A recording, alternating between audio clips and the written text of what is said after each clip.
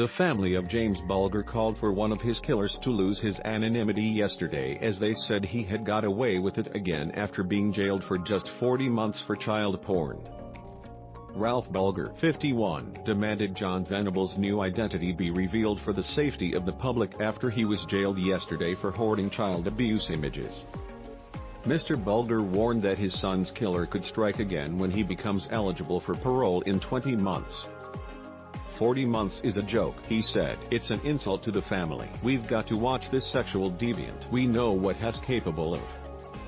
He's just waiting for another victim. Let's just make sure there are no more victims. Mr. Bulger yesterday launched a legal challenge to Venables' lifelong anonymity after his son's killer was jailed after admitting charges of making indecent images of children and having a sickening pedophile's manual.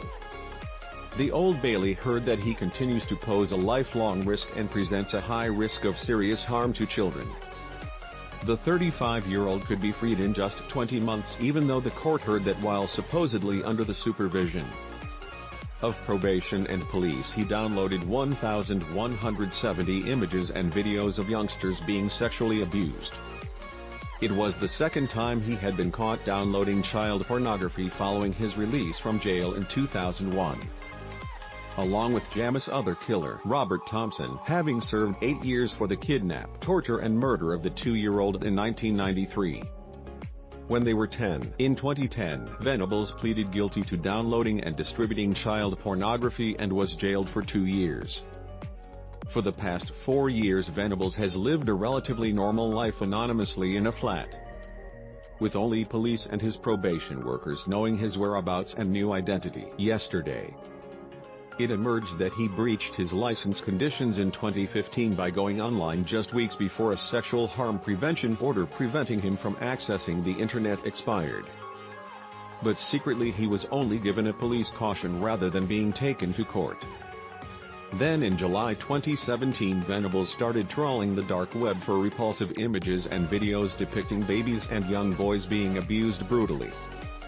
On a day when he was being assessed by probation, he downloaded 1,170 images on a laptop hidden behind the headboard in his bedroom, including a pedophile manual providing graphic details of how children can be trained to endure increasingly extreme forms of sexual abuse. After he was caught last November, Venables said, "This is my own fault. I have let people down again. I have had stupid urges." Yesterday, Edward Fitzgerald QC, defending, insisted his client deserved praise for his honesty, adding, "Jon Venables still has the capacity for good and a capacity for change. He has asked me to apologize to all those he has let down and to the family of James Bulger for the renewed distress by his reoffending." But James' mother Denise Fergus said this was just rubbing salt in the wound as she called for a public inquiry over what she described as collusion by the authorities to cover up Venables' pattern of vile behavior. Her spokesman, Chris Johnson, said, "The sentence is too short. 3 years and 4 months for horrendous reoffending like this is a farce." It was shocking to hear in court that he had breached the terms of his parole in 2015 by getting access to the internet. What is most disturbing is that the authorities chose to hush it up by just giving him a police caution. That was fundamentally wrong and highlights the need for a public inquiry into the mistakes and cover-ups that have happened in this case since the start. In launching his legal challenge to the lifelong anonymity given to Venables, Mr. Bulger has described it as a failed experiment that had put the public at risk. His solicitor, Robin Mackin, said, "We are immensely concerned about the danger Jon Venables would pose if he is released again due to his innate nature. There has to be a fundamental reassessment of the injunction order. It seems to be perfectly obvious that the authorities haven't been able to manage him in the community. Has already reverted to committing further criminal offenses. Where is this going to lead?" Previously unseen pictures of James Bulger are revealed by his mother today.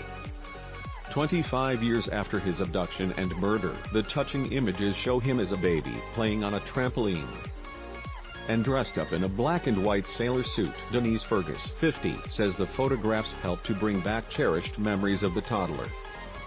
The pictures will be shown in a documentary, James Bulger, A Mother's Story, to be broadcast on ITV tonight. In the program, Mrs. Fergus tells Sir Trevor MacDonald that Jamis killers were rewarded rather than punished for their horrific crime. Jon Venables and Robert Thompson were given new identities and granted lifelong anonymity when they were freed on license in 2001. Mrs. Fergus said, "I've never had justice for James. I never said, lock them up and throw away the key. I thought doing a proper sentence in a proper prison would be justice, but that never happened. They never got punished for what they did. In fact, if anything, they were rewarded. I did say that if they weren't punished properly, then they would go on to re-offend." And that's exactly what happened with Venables. She also tells how she collapsed when she learned her son had been killed by the 10-year-olds.